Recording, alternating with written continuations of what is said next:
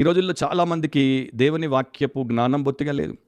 అందుకనే ఎంతోమంది తప్పుడు బోధలు చేసేటువంటి వారికి అనుచరులైపోయారు, అభిమానులైపోయారు.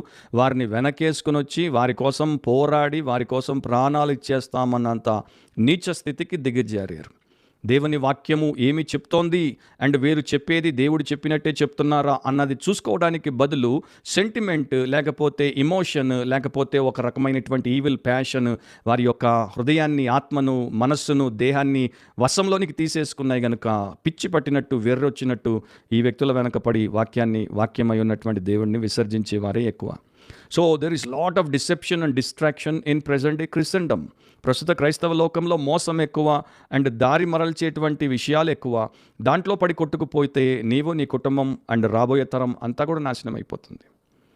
సో మనకి పవిత్రమైనటువంటి బైబిల్ బోధ అవసరం. అది లేకపోతే మనము రక్షించబడం, అది లేకపోతే మనము యేసు పోలికలోనికి రూపాంతరపరచబడం, అది లేకపోతే మనము దైవికంగా ఆత్మీయముగా ఎదుగుదలను కలిగి ఉండం, అది లేకపోతే మనము శరీరానుసారముగా ఉంటాం, ఆత్మానుసారంగా ఉండం, అది లేకపోతే ఆత్మ ఫలమేంటో మనకు తెలియకపోతే అది మనము కలిగి జీవిస్తున్నామో లేమో మనకి ఎట్లా అర్థమవుతుంది?